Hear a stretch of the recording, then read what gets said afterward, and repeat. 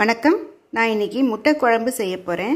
அதுக்கு என்னென்ன எடுத்து வச்சுருக்கேன்னா, பெரிய வெங்காயம் ஒரு பெரிய வெங்காயம் எடுத்து குட்டி குட்டியாக கட் பண்ணி வச்சுருக்கேன். தக்காளி ஒரு பெரிய தக்காளி எடுத்து கட் பண்ணியிருக்கேன். 4 முட்டை வேக வச்சு இந்த மாதிரி கட் பண்ணி வச்சுருக்கேன்.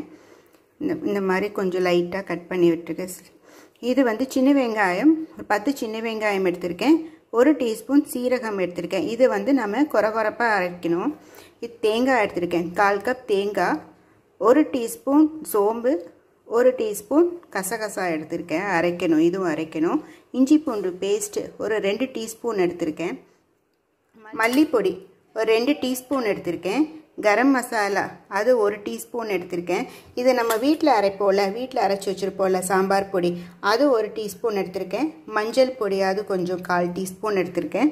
இது மிளகாய் பொடி அது 2 டீஸ்பூன் எடுத்திருக்கேன். உங்கள் காரத்துக்கு ஏற்ற அளவு எடுத்துக்கோங்க. இது ஒரு பச்சை மிளகாவை உடச்சி வச்சுருக்கேன். கருவேப்பிலை, கொத்தமல்லி. இப்போது இந்த வெங்காயம் அரைச்சிக்கலாம். சின்ன வெங்காயம் கொரகொரப்பாக அரைச்சிக்கலாம். அதுக்கப்புறம் தேங்காய் அரைச்சிக்கலாம். நாம் இப்போது ஒரு கடாயில் 2 டேபிள் ஸ்பூன் எண்ணெய் ஊற்றிக்கலாம்.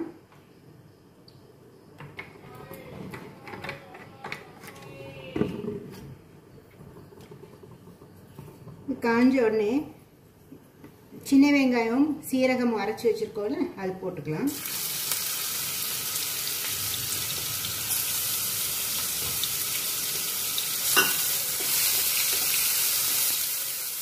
கொஞ்சம் பச்சை வாசம் போற வரைக்கும் நல்லா வதக்கிக்கலாம்.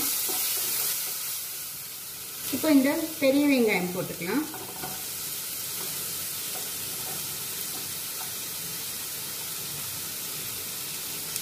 பச்சை மிளகாவும் போட்டுக்கலாம். இதுவும் நல்லா வதக்கிக்கலாம். கொஞ்சம் உப்பை ஆட் பண்ணிக்கலாம், சீக்கிரமாக வதங்கிடும்.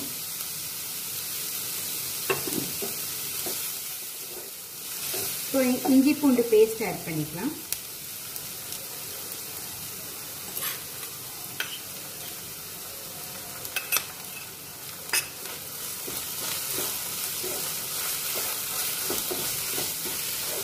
கருவேப்பிலை கொஞ்சம் பிச்சு போட்டுக்கலாம்.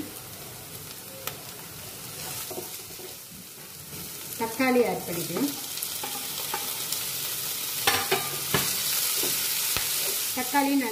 தக்காளி நல்லா வதங்கிடுச்சு. இப்போ இந்த பொடிகள் ஆட் பண்ணிடலாம். மல்லிப்பொடி, மிளகாய் பொடி,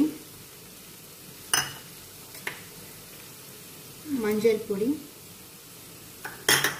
நம்ம வீட்டில் அரைச்ச சாம்பார் பொடி இதை ஆட் பண்ணி நல்லா இதை கொஞ்சம் வதக்கிக்கலாம்.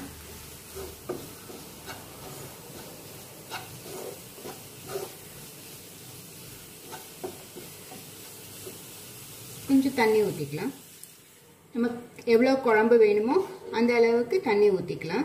இது கொஞ்சம் கொதிக்கட்டும். அந்த போட்ட பொடிகளோட பச்சை வாசனை போகிற வரைக்கும் கொதிக்கட்டும்.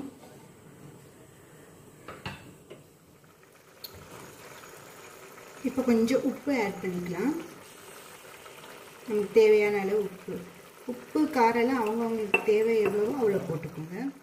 இப்போ இந்த கரம் மசாலா இருக்குல்ல அதையும் ஆட் பண்ணிக்கலாம்.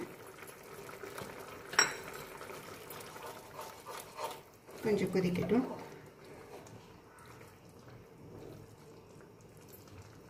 தேங்காய் எடுத்து வச்சிருக்கோம்ல அதையும் ஊற்றிக்கலாம்.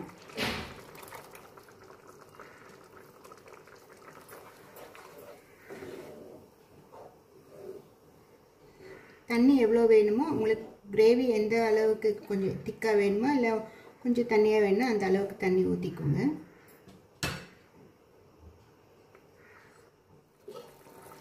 இப்போ வேக வச்ச முட்டையை போட்டுட்டு கொஞ்சம் கொதிக்க வைக்கலாம். இந்த கொத்தமல்லி கொஞ்சம் தூவி விட்டுக்கலாம்.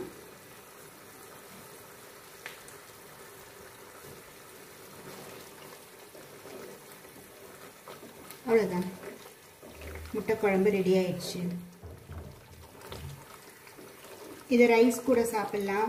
தோசை, இட்லி, சப்பாத்தி அதுக்கும் நல்லாயிருக்கும். இது நல்ல டேஸ்டியான முட்டை குழம்பு ரெடி ஆயிடுச்சு. நீங்களும் செஞ்சு பாருங்கள். செஞ்சு பார்த்துட்டு எப்படி இருந்ததுன்னு சொல்லுங்கள். இந்த வீடியோ பிடிச்சிருந்தா என்னோடய சேனலை சப்ஸ்கிரைப் பண்ணிக்கோங்க. தேங்க்யூ.